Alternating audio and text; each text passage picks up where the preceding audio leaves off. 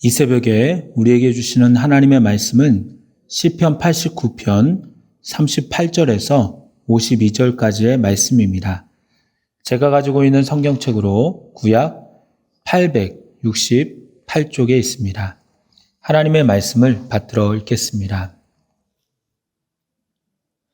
그러나 주께서 주의 기름 부음 받은 자에게 놓아사 물리치셔서 버리셨으며 주의 종의 언약을 미워하사 그의 관을 땅에 던져 욕되게 하셨으며 그의 모든 울타리를 파괴하시며 그 요새를 무너뜨리셨으므로 길로 지나가는 자들에게 다 탈취를 당하며 그의 이웃에게 욕을 당하나이다.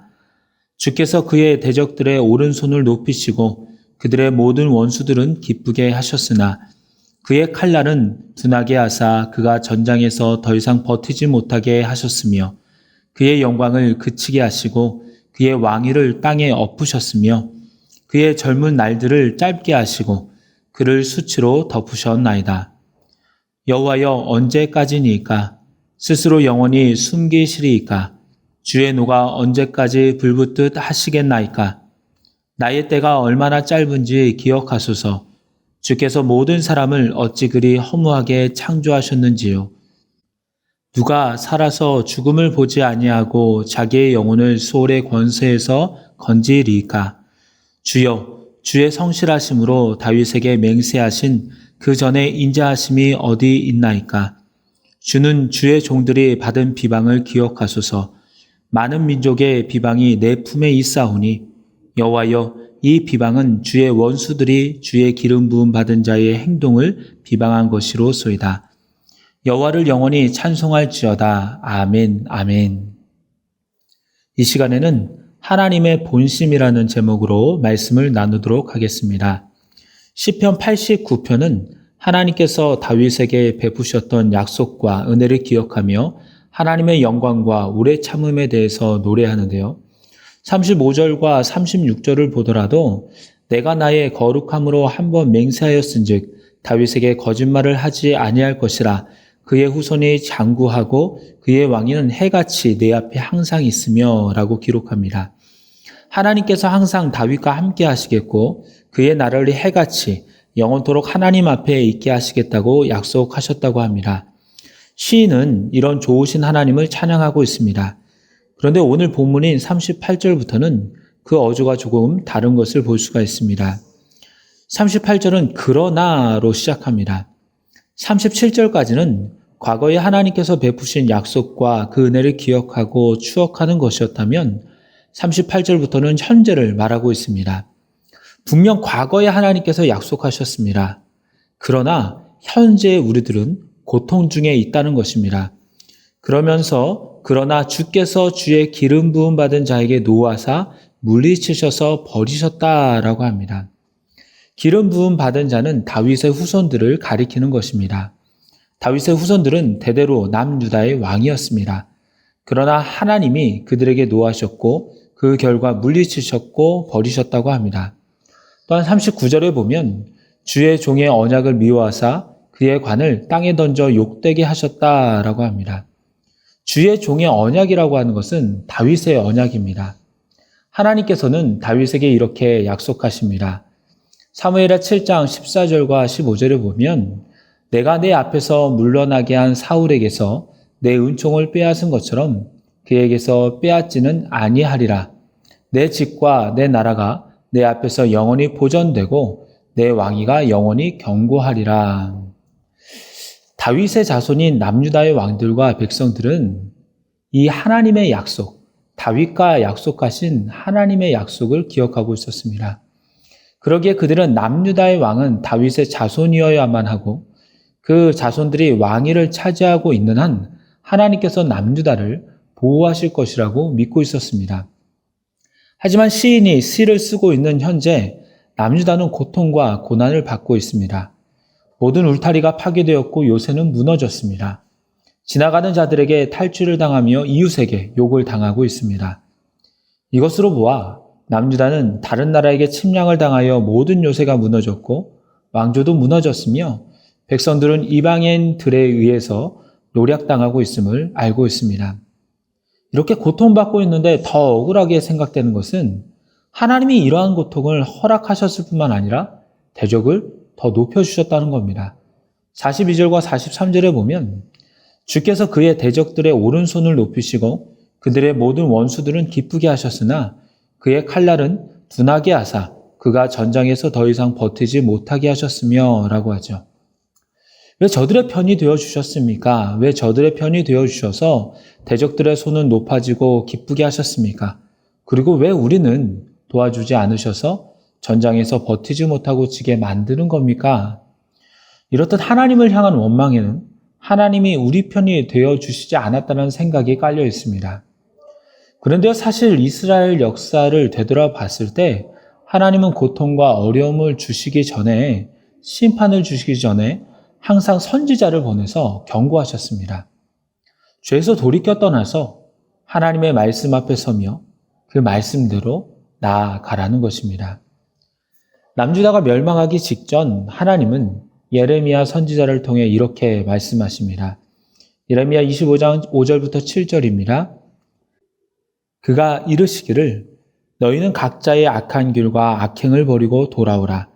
그리하면 나 여호와가 너희와 너희 조상들에게 영원부터 영원까지 준 그 땅에서 살리라.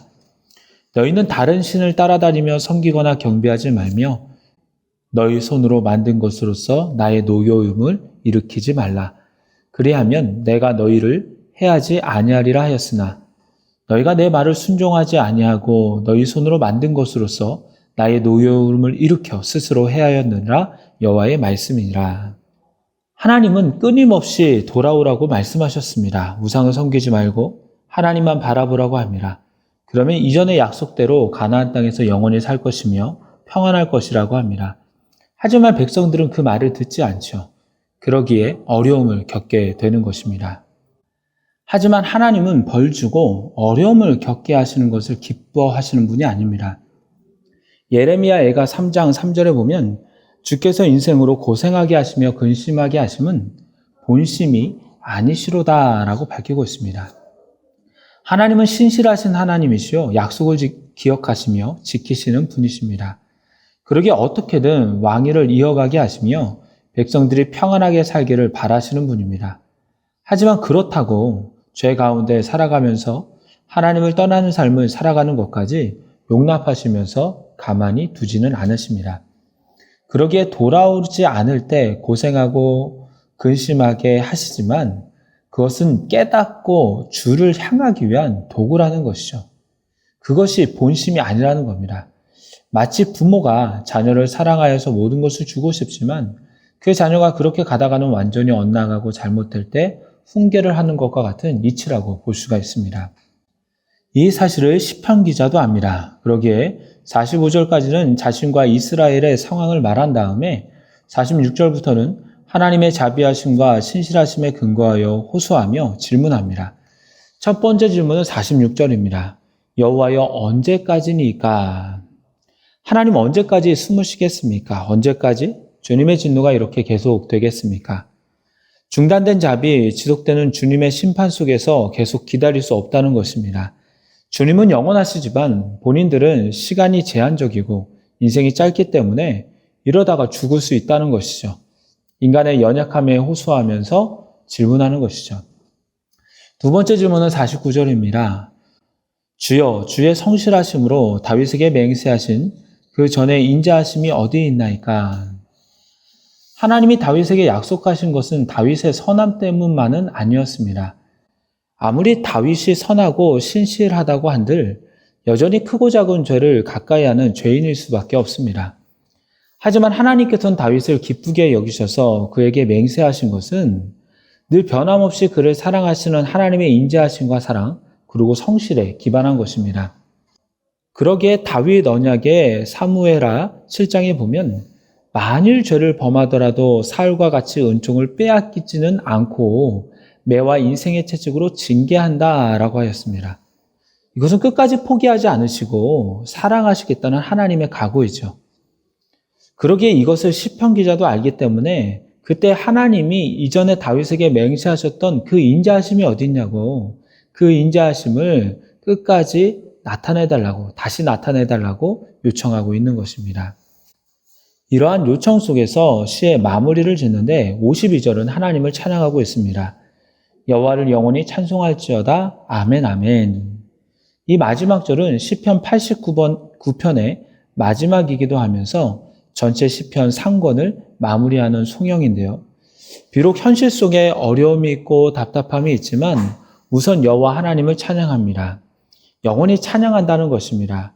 이것은 처음에 했던 1절의 고백과도 일맥상통합니다. 1절은 뭐라고 하고 있습니까? 내가 여호와의 인자하심을 영원히 노래하며 주의 성실하심을 내 입으로 대대에 알게 하리이다 라고 합니다. 하나님의 신실하심을 기다리며 찬양하겠다는 시편 기자의 놀라운 믿음의 고백이 담겨져 있습니다. 이제 말씀을 맺도록 하겠습니다. 하나님의 본심은 인간의 고통과 어려움이 아닙니다. 그러나 힘든 일을 당할 때면 우리는 하나님을 오해하기도 합니다. 그러나 그때라도 사랑이 많으시고 신실하신 하나님을 기대하시기를 바랍니다.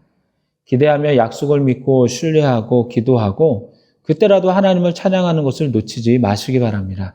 그리할 때 선하신 하나님께서 우리의 삶을 가장 선하게 이끌어 주시고 인도해 주실 줄로 믿습니다.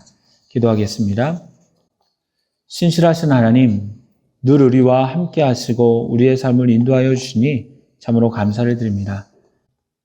하나님은 우리를 사랑하시며 우리가 잘 되기를 원하시는 분임을 믿습니다. 늘 영혼이 잘 되고 범사가 형통하며 강건한 삶을 살게 하여 주옵소서. 그러나 때때로 어려움을 겪을 때도 있습니다. 그럴 때 우리 자신을 돌아보게 하시며 그럴 때라도 우리의 삶을 주관하시는 하나님을 신뢰하며 믿음으로 약속 믿고 기도하며 크고 놀라우신 하나님의 사랑과 은혜를 기억하고 찬양하는 저희들이 되게 하여 주시옵소서. 하나님이 나의 아버지 되신다는 사실과 구원받은 은혜에 감사하며 세상 속에서 담대하게 나아갈 수 있도록 이끌어 주시옵소서. 이 모든 간구 예수 그리스도의 이름으로 기도드리옵나이다. 아멘.